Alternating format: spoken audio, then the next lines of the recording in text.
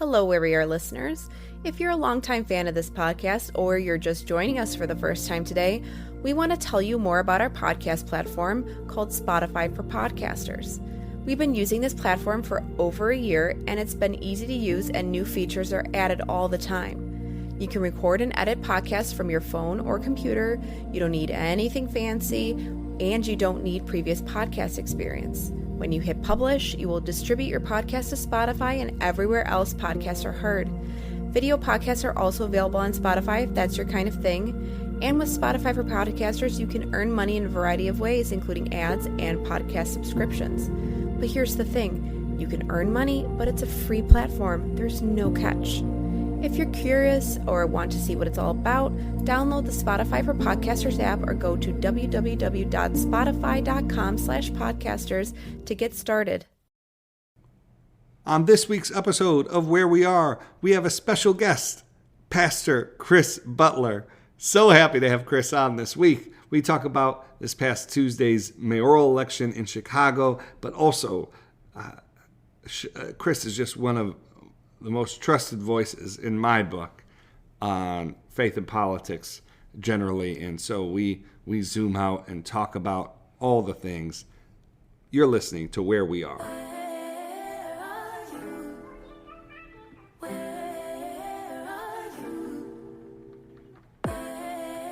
This is Where We Are. We are the Wheres. I'm Michael. I'm Melissa. Melissa. I'll be honest. The Chicago election snuck up on me. Yeah, no, when you told me it happened, I was like, all right. But it did not sneak up on our guest. Absolutely not. And so Chicago we brought native. him on. Chicago's own Pastor Chris Butler. So we thought it would be a great opportunity. Chris and I were texting about the election, and he texted me something I won't sort of talk about here, but he texted me something that I was just like, as per usual, that's so fresh, that's so insightful. We gotta have him on to talk about it, and so we did. And so the bulk of this episode will be the interview with Chris. Just a little preview. Next week's episode, we have kind of an audio grab bag situation. It'll be a new format for us. A new format for us. We'll try it out. You can tell us if you like it. You can tell us if you like. I think part of what it will be, it won't all be presidential politics, but I do like the idea, Melissa, of, and I haven't told you this yet. Okay. But I do like the idea of every week having a clip or two from the presidential campaign trail. Okay. As just like a way for folks to follow the presidential race, how it's developing. Okay. Have a bit of a history in presidential campaigns, can break it down for folks what's going on. And so we'll start that next week. All right. I like the idea. I told you on air, so that would be very difficult for you me to say that I don't. Because I know that I'm going to be the one procuring many clips. Doing the clippage. You will be the clip procurer. Clipmeister.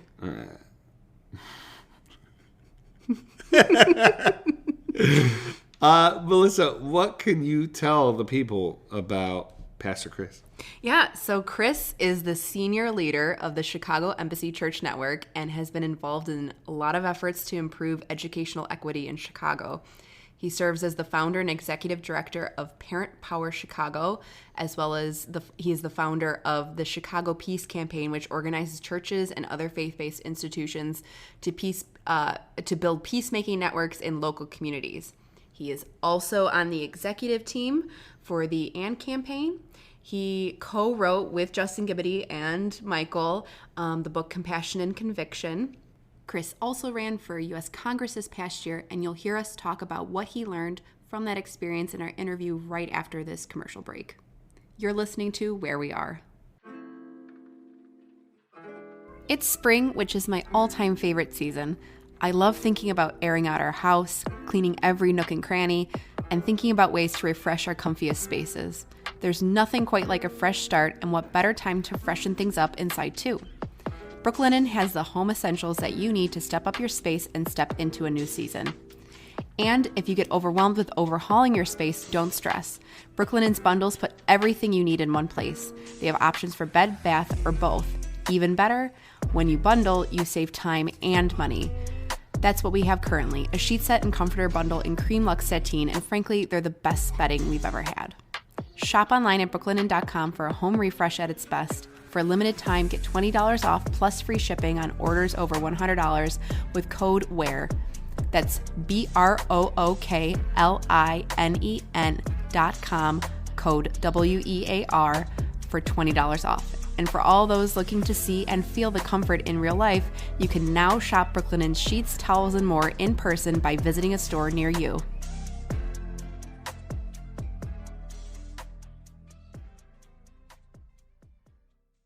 Reverend Chris Butler, the pastor, the one and only, welcome to Where We Are. Hey, I'm so honored and excited to be on here with you guys.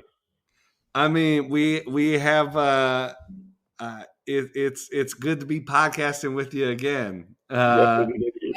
Yeah. Chris is a man of many roles. One of them is he's the co-host of the Church Politics podcast with our friend Justin Giboney, and love that podcast. But it's good to be podcasting with you again. Someone who you haven't podcasted with, Melissa. No, you have not podcasted with I have not podcasted with you, but I'm excited to do so. Yes, same here. Yeah, so I'm going to jump in because we're sure that a bunch of our listeners will know exactly who you are and are probably big fans, but some of them might not know you. So could you just tell us a little bit about yourself, and especially if you want to tell folks about your congressional run this past year? Yes. So, I'm a pastor. First off, I'm a pastor in Chicago. I pastor Chicago Mississippi Church Network. I've been doing that for 7 years, and before that, I was involved in politics and civics. I ran a public affairs consulting firm in Chicago and Philadelphia called Citizen Consulting Group. And so a lot of that kind of background in ministry and politics come together in my work at the AND campaign, where I'm on the executive committee and co-host of the Church Politics podcast with Justin Giboney, as Michael just said. And even though I've tried to block that part out, I did run for Congress in 2020 in the Democratic primary in the 1st District of Illinois. And really, the thought behind that was to take a lot of what we talk about and write about and train about in the AND campaign and kind of bring it into the arena and see how that type of politics fleshes itself out in, a real election. I started out in that campaign, sort of a one-on-one campaign against a 30-year incumbent. Yeah. And, really saw a clear path there because I think that incumbent was kind of broadly viewed as sort of untouchable, but there are a lot of things in the layers that indicated that might not be true. Just forgot to assess the fact that one other person might be thinking the same thing I was thinking, which was the congressman himself, who resigned from the seat, and the race turned into a totally different dynamic with 20 different candidates and millions of dollars. And so we did well. I still think in the primary, we didn't finish behind anybody who didn't spend at least $1 million more than us. And we beat a couple of folks who did spend that much money. Everybody who finished in front of us was a already elected politician in the area, or the son of Jesse Jackson, the godson of Martin Luther King Jr.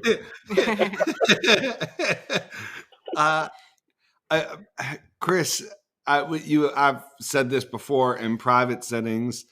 Obviously, it wasn't the outcome of that race that we were hoping for, but I think the model you set, the fact that you, I know some candidates with wonderful intentions when they get in, they're going to set a different example. They're tired of our broken politics, et cetera, et cetera.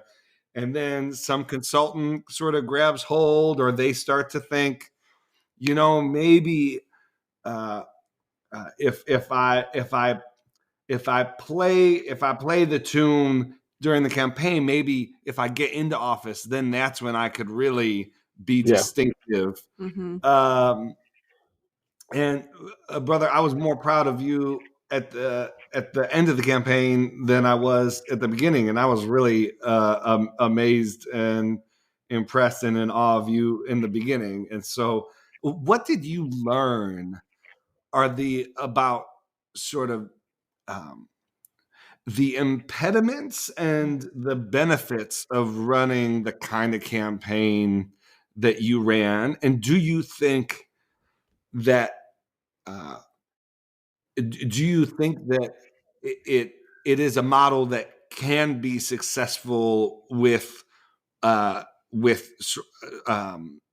over time, or is your takeaway from that campaign, you could feel good about running, but the incentive structure is so perverse that you can't win without sort of playing the kind of games that folks play? Yeah, no, it's a good question. First, I'll just say that it's extremely humbling to have any compliment from you, because I look up to you in this space a ton. I think I come away from the campaign, though, really feeling like you can definitely win with this type of politics. Because we got into the race almost a year before the election. First off, I think a lot of what we researched in the initial race was great and it was smart. We predicted a lot of things rightly, and we got out there and we talked to a lot of people and found that a lot of people responded well to the message. But when it comes down to elections in those last few weeks of the campaign, there's so much of that just goes to organized people, right? So people can be responding kind of emotionally to a message, but I look at it as kind of I'm blanking on the right word, but it's like tracks that are laid, in terms of institutions and organized people, and do you have precinct captains, and are folks, who's endorsing who? All those types of things start to move people in a certain direction. And I think if there are enough folks who devote to this type of politics and begin to organize around it on an ongoing basis, you can definitely win with this type of politics, because the messaging works. But there's so much more, as you know, to winning an election than just a good message. Yeah. It was it was great to see all the different kinds of audiences that were hearing from you, like the coalition that you built. It did seem to me to be sort of evocative of a model that I think a lot of folks were watching and think, hey, I want to take that up in 24 or in a future cycle. There are folks. I'll just throw in, like, there are a number of folks, right, who were part of the campaign, who reached out post the campaign, so hey, this campaign really inspired me. And one of the things I'm very proud of is that a couple of those folks just ran for alderman on Tuesday night, and one of them is in a runoff. So we'll see how she does, but those are the types of things that start to change, politics over the long term. Yeah, for sure. Hey, you referenced the election earlier this week. So citywide elections, aldermen elected across the city. Also, a major mayoral election that will be heading to a runoff, but the incumbent will not be in that runoff. Can you give folks a bit of an overview of the election and what the runoff looks like? Yeah, so for anybody who doesn't know, Chicago had its municipal elections on Tuesday. The incumbent Mayor Lori Lightfoot, who broke onto the political scene 4 years ago, came out of nowhere to finish first in the first round of balloting, and then win every single ward in the city in the runoff election. Uh, Tuesday, she finished third overall and won't make the runoff, which is in some ways stunning. Uh, but for me, I told people over and over again, and some folks didn't believe, but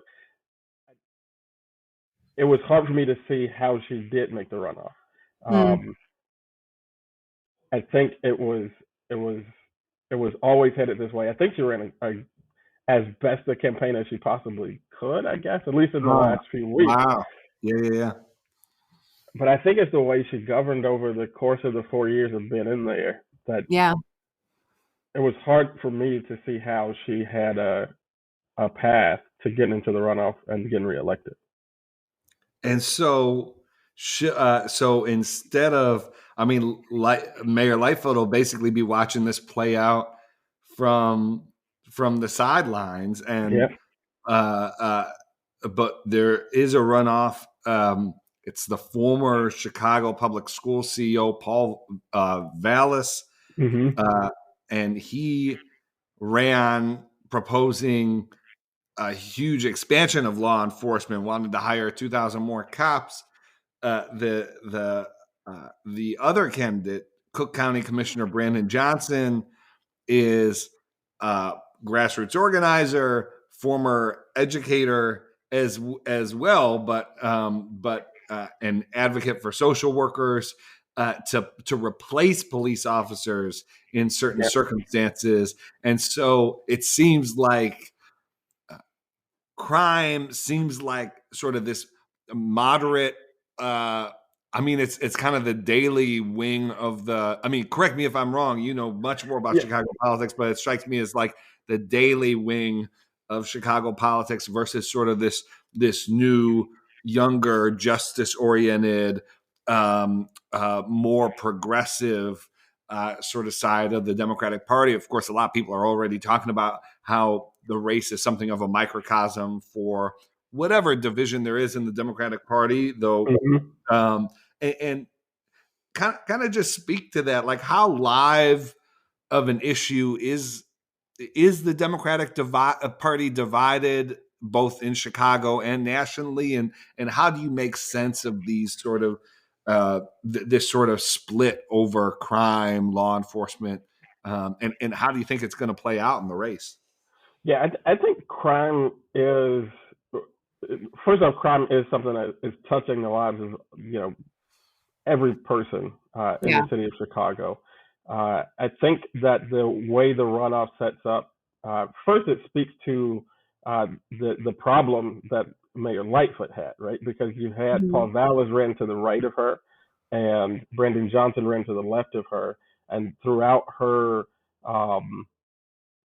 tenure as mayor, a lot of people talk about her kind of abrasive style. I don't think it was the abrasive style, because there's never been a mayor in my lifetime that didn't have a very abrasive style and would curse people out, throw stuff around the room, all that kind of thing. The problem is she was that way with everybody. She didn't make any friends. She would do that to progressives. She would do that to centrists. She would do that to business folks, social justice people. She would go at it with the business owners on the Mag Mile, and then 2 weeks later, a CTU strike, and so you got to have some kind of network of people that you consider your base that you're going to play nicely with. Like I know, right? Like Rahm can be rough, but I've also seen him turn on the charm in certain situations. In 4 years, including the AND campaign hosted a candidate forum 2 weeks before election day. Right. And even there, like the mayor was just like very cold. I mean, and if you can be like cold to with like Charlie Dates, right? that's a problem. It is like nicest person in the world. And so it's I think it was that kind of thing. And so you do have this runoff now that's very, very interesting because you have two candidates that could not be more different. One is older and white, one is younger and black, one is like super pro police, one is a quote unquote defunder, self avowed. And so you really get, and I wrote about this on the AIM campaign's Substack a few weeks ago, because I really felt like Chicago is going to be able to make a real choice, right? Yeah. What kind of way forward do we want? And that choice is going to be very, very stark in this runoff. I think there are lots and lots of people, and across communities. I've heard people talk about, already, kind of like the racial coalitions and that type of thing, and some of that will hold. But if you look at those coalitions and the way they split, they're even enough where I think this crime question and how people are feeling about that is going to, I think, it's going to be a very deciding factor. And if you go around and talk to folks, I think about there's an elder in my church who's, I think he's like 75 years old now. Grew up in the South, came to Chicago as an adult, Vietnam vet, um, you know, bought a home in a neighborhood that was at the time solid middle class, African American neighborhood, and now is facing a ton of crime. And if I had to guess it, I would think he'd be going in Dallas's direction, right? Right. Because there's a real sense in some of the police reform world, which is funny because this is kind of where I come from. It's like the more social justice police Yeah. reform. I was doing police reform work when I was like 15 years old. Yeah. But there's a sense today that some of that has gone the way of kind of excusing crime and making victims out of perpetrators, over explaining a lot of crime through the lens of kind of poverty and mental health. And at some point, that stuff breaks down because if you're this elder in my church and you grew up in the South, and nobody's going to tell you anything about poverty or he's a Vietnam vet. Nobody's going to tell him about trauma. And it's like Yeah. Yes, yes, yes. I never went out and carjacked somebody, right? That's his framework, and so that doesn't explain it away for folks like that. So it's going to be an interesting time. Yeah, to continue on with that, with the idea that this is sort of a microcosm, you as a voter, or having run for Congress, and you ran your race in a certain way, like how for our listeners, because I feel like a lot of them are constantly navigating conversations where one side is like has a very clear view on any given issue, and the other side, even within a party, rather than even both parties, constantly having to battle with how do I choose? How do I parse through this? What is sort of just a campaign slogan and what is actually real? What is policy? That sort of thing. How are you starting to break down this police reform issue as a voter now that this runoff is happening? Yeah, honestly, I've been texting with people, incessantly over the last 24 hours. Yeah. And I would like to see some willingness to move from one of these guys, right?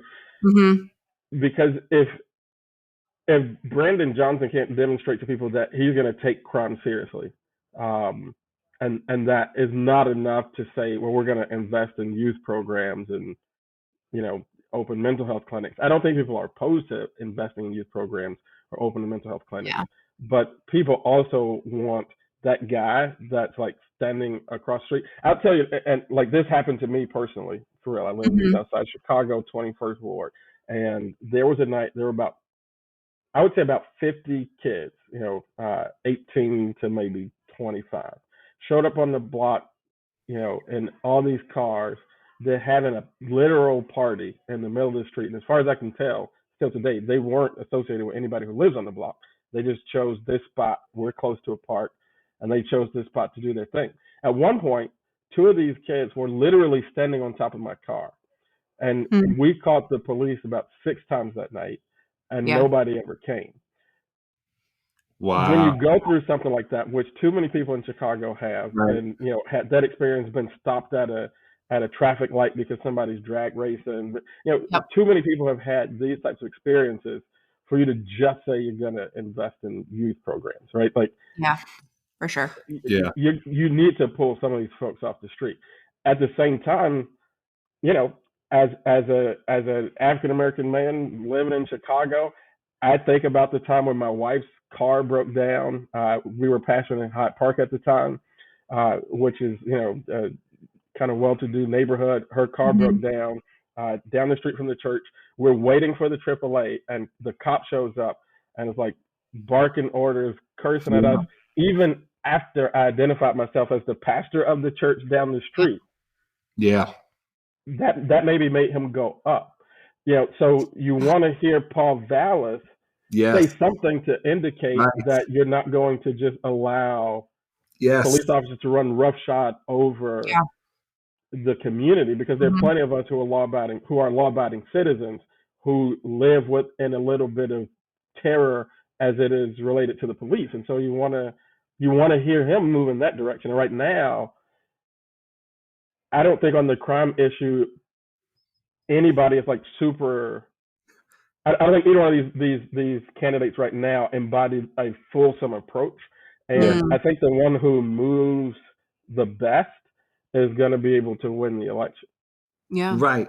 And this is like, there are so many analogs to just this kind of decision. Hmm. And it seems like in some moments in our politics, the mood among strategists is, to move to the middle for a general. It Mm-hmm. does seem like we've been in like a decade of where the judgment is, do you know what? You move to the middle, you're not going to win anyone from the other side, and you're going to suppress your own vote. People aren't going to Yeah. be as motivated to vote for you. Hmm. Moving on from like the crime discussion and moving more to just like vision of Hmm. our politics more broadly. How do you make the case for a political approach that is more fulsome, that does that does recognize merit, even when it's maybe merit for your opponent's argument? Mm-hmm. How do we get to a politics where you are able to say true things without giving up your conviction? I don't know. I feel like Yeah. it's kind of a compassion and conviction. I don't know if that phrase is familiar to you, but Yeah. yeah. What do you say about that? Yeah. My sort of phrase or whatever over the last several years has really been organize the middle. Like Hmm. that's why I'm so deeply invested in things like the AIM campaign and other projects like that, because at some level, like I talked about with my campaign, strategists and candidates are trying to win an election, and if the people who have you know precinct captains and door knockers and can set up a phone bank and raise some money are on the fringes, they're going to dictate a lot of what happens with candidates and with campaigns. And I think Yeah. on the long term, and this is one of the things I've been texting to a lot of people here in Chicago, like, yes, Brandon and Paul, and they're going to do their thing, but Hmm. probably the most important thing is for us to organize ourselves, use this as an opportunity as people are paying attention to bring like-minded people together to have conversations, build relationships, Yeah. so that over the course of whoever becomes mayor, because I just don't know that either person is gonna present as ideal to those of us who are in this kind of compassion and conviction space. Yeah. Because if as I talked about all that stuff that I would like to see happen, but if I had to put money down, I would say that both of these guys run toward their base. Yeah. And I think that's because right now the end campaign in Chicago can't go to somebody and say, here's our questionnaire, and we've Yeah. got this 50,000 person database Right. and 100 churches who march in lockstep and turn voters out to the polls, and this is what our voters want to hear, Yes. right? And so Mhm. the kind of soft power of compassion, conviction messaging, I think, has to be paired with the hard power Yeah. of organizing and doing real political work, which is something that we have to learn and train people, because it's it can feel a little bit weird. Like, I think about growing up, I started hanging around community organizers when I was 12 years old, and you know, it's a culture of, like, smoking a lot of cigarettes. There's a lot of swear words going around, and if it's gonna be like a church driven space, like, you gotta have like a fruit of the spirit kind of culture Yeah. that Yeah. still does the work.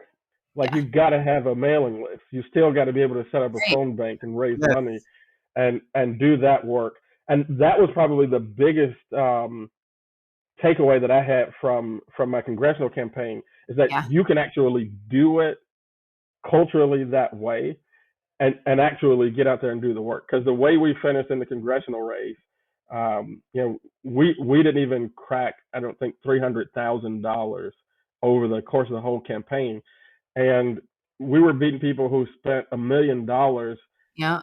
in 2 months. Right. Wow. And it was all about volunteers, ground game, being able to build that type of thing. And so I said a lot there, but I No. think No. the way you do that is you got to have, like, the happy warrior vibe. Go out there and build some organization in some of these cities, because that's ultimately what changes politics. Yeah. So important. And for folks listening, like, I think so often the impulse is, man, our politics driven to the extremes. It's so ugly.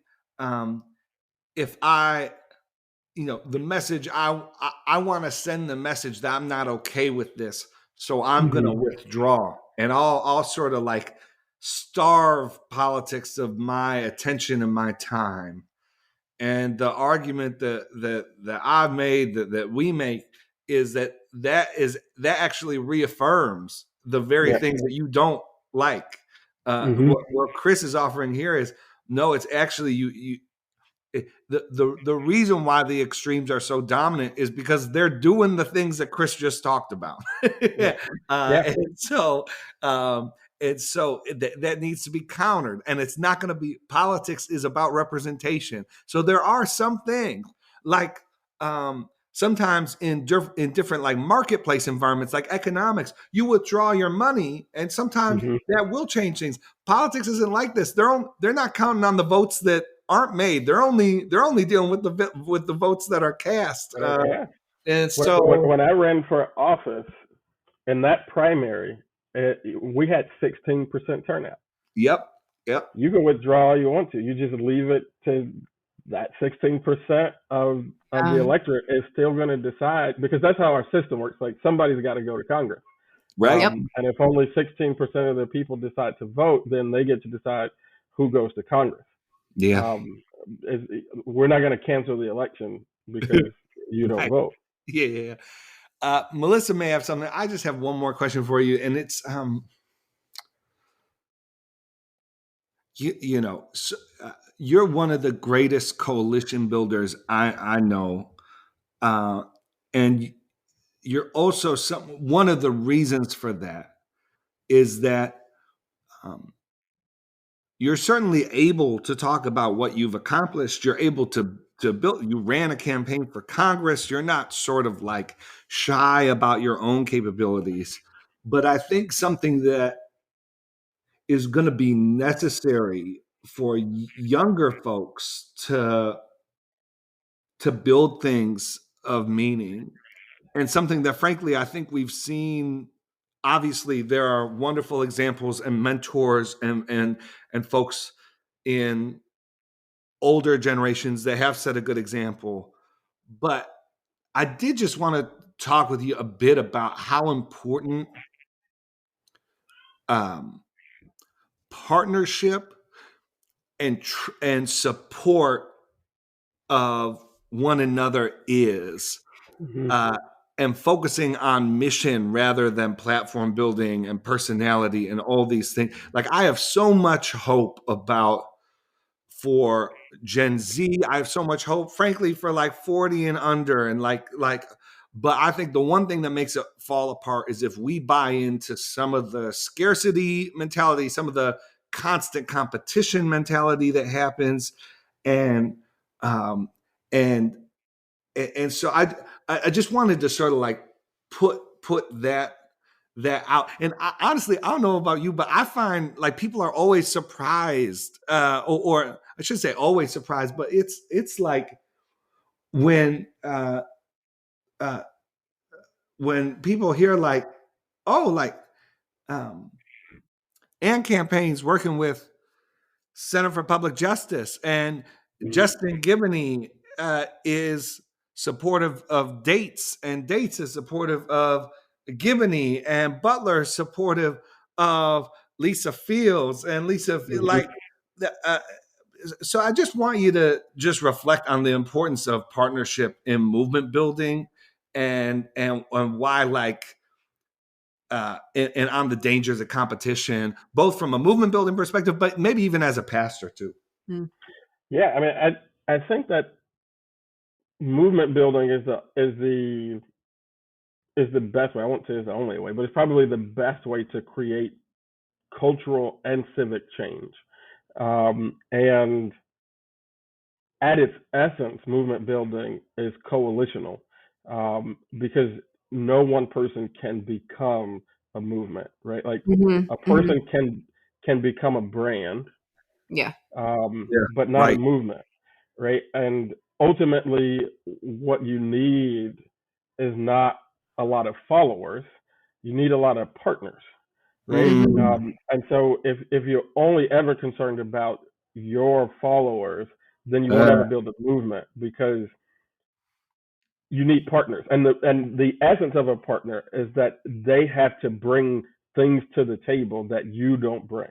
Like I Yeah. mm, always say, if both of us are exactly the same, one of us is completely unnecessary, right? yeah, Um, and so you want people who do different things, who have a little bit different emphasis, a little bit different skill set, and be able to work together if you're going to be effective in creating change. I mean, I point out, we started this talking about Lori Lightfoot. If there's one thing that Lori Lightfoot did that made her lose Tuesday's election, it happened before she was ever sworn into office, right? Because she was endorsed by Willie Wilson, and Willie campaigned hard for her in black churches, which 2019, black folks in Chicago did not know Lori Lightfoot. They knew yep, Willie Wilson, and he said, let's go with Lightfoot. yeah, Before she ever got into office, she cut him loose. And a lot of folks look at Willie Wilson, well, why did he run? yep, I don't want to put words in Dr. Wilson's mouth. I would never do that. I respect the man too much. But I don't think Willie Wilson necessarily came into this thinking that he was about to become mayor of Chicago. I think that he had it in his mind that he was going to make sure Lori Lightfoot didn't get reelected. And I think if Willie Wilson's not in this race, she's probably in the runoff, right? yeah. And so, He pulled like 10%, right? Or yeah, maybe, yeah, yeah, right around 10%. yeah. And if that goes over to Lori, I mean, it was all in the black community where she Mm-hmm. did surge toward the end. And if And that goes to probably Lori, she's older. in the To runoff, your point about the age differential, probably the the older older African black American. church. Yeah, that. Oh, yeah, that's so interesting. And so I'm always, I think that politics is a game of addition, right? And um, I'm trying to keep as many relationships as possible. If obviously there are going to be people whose Yeah, politics just don't align, sure. who step out and do something completely ratchet. But for the most part, we should be trying to find ways to be together, Yeah, right?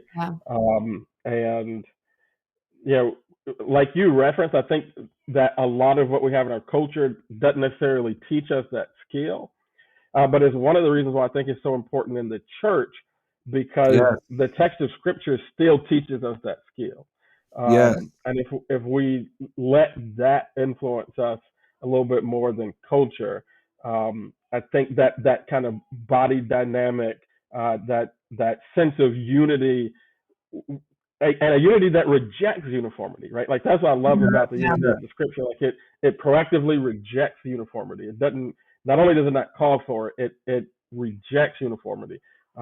It's a unity of different types of people coming together to achieve goals that are really higher than any one person or any one institution. Yeah. Melissa, anything you want to close with? I just want to ask you, in Chicago politics and movement building, post campaign for you, what's something that's giving you hope or something that's, helping you look to the future? Yeah, I mean, certainly I would say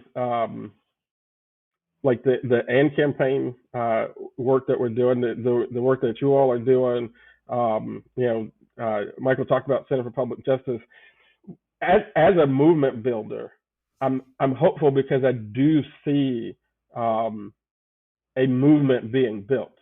Yeah. And I guess what I would say to folks who are part of it is to be encouraged, because movements don't stand up overnight. That's right. But I mean, Michael just kind of talked about it, but there is the connectedness and the relationships are being established, and folks actually finding sort of important lanes to support the overall movement. Like having an institution that contends for the effectiveness of like of Christian literature in the public square. Mhm. Yeah. Like that's a lane, and that's something that needs to be celebrated, supported, pushed forward, because it's part of the broader movement. Um, you know, all of it coming together. And so that's what gives me hope, is that both at the local level, we did a candidate forum in this mayoral race. Like there's not a candidate who's like, yeah, I'm the end campaign candidate. But Mhm. I talked to several of those candidates. We had a larger turnout than most of the candidate forums. Our deal was super professional, compared to a lot of the other ones. Mhm. And so this activity is happening. This podcast is evidence of a movement being built across this country, and I think that's what is giving me hope, is that uh, there are people who are doing the work, and it's building. Maybe there's going to be like a compassion and conviction type Democrat in city council in Chicago come April. Yeah, yeah. No, That's progress. yeah, Yeah, that's that sounds wonderful. great to me. Hey, I am always glad to partner with you, brother, uh, and would urge folks to pick up Compassion and Conviction, the book that Chris and I worked on with Justin Gibney. Would urge folks to check out and campaign, and it's Ivy, right? The new effort out of and, is that right? IVI, yeah. Yeah, IVI and campaign's got a great new docu series that's out. I believe it's on episode 2, but Yeah, you can check out the and campaign stuff. And Chris, folks can follow you on social at Chris the Citizen, right? yeah. Chris Yeah. the Citizen, at Chris the Citizen. Anything else folks should know about to stay in touch with you and keep up with your work? Nah, just follow me there on Twitter. Find me on Facebook. We're doing what we do. I'm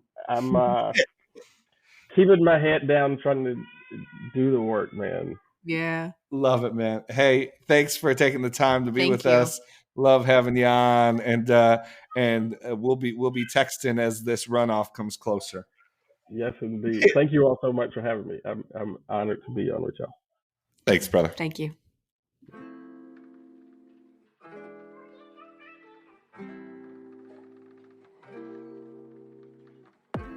I hope you enjoyed that conversation with Chris Butler as much as we did. Again, I just think the world of that man, and so glad to have him on the show. Yeah, Chris is great. I mean, truly, that was our first conversation ever. So it was. That's crazy. That's wild. Yeah, isn't it? Because you've worked with him for so long. Wait, yeah. You've never met Chris in person? No. I mean, Chris can correct me if I'm wrong, but I'm like nearly That's certain. wild. Okay. Yeah. Yeah. Well, I had just kind of assumed because I've worked with him for so long. Yeah, no, I've met a lot of in-campaign folks. You know, now that you say it, like I've probably only been in person with Chris like 7 or 8 times. Yeah. But it was great to have him on the pod. He is doing such excellent work in all the various capacities in which he serves, and he's someone that I like unabashedly say without reservation. I hope he continues to gain new capacities in which to serve. I just think the world of him. So it's just amazing how he works. He can analyze national politics. He can tell you about, the city of Chicago's politics. He's on the ground, actually in communities in Chicago, serving in multiple capacities. I mean, he's like a pastor's pastor. He's a pastor's pastor. Yeah, no. It's rare to find someone like him, actually. Yeah. So glad we were able to share him with you. For those who did not already know about Chris, and for those who did, I know there was some Twitter chatter, it was definitely family reunion. We've had a lot of people in the survey request that there be a reunion. So we'll I think more reunions to come for sure. But that was a good one. Hint. But that was a good one. All right, Melissa. That's our episode for the week. We have with the Center for Christianity and Public Life, we have our Public Life Fellowship Retreat this coming week. And so for that reason, Melissa is, I think we mentioned in a previous episode, Melissa's taking the girls on a trip. And so we'll have Morning 5 episode on Monday and Tuesday. Yes. And then we're going to take a couple day break. But we'll be with you for an episode of Where We Are next weekend. Gonna try this audio grab bag situation. Yeah. We'll see how it works out. Until then, you've been listening to Where We Are. Bye.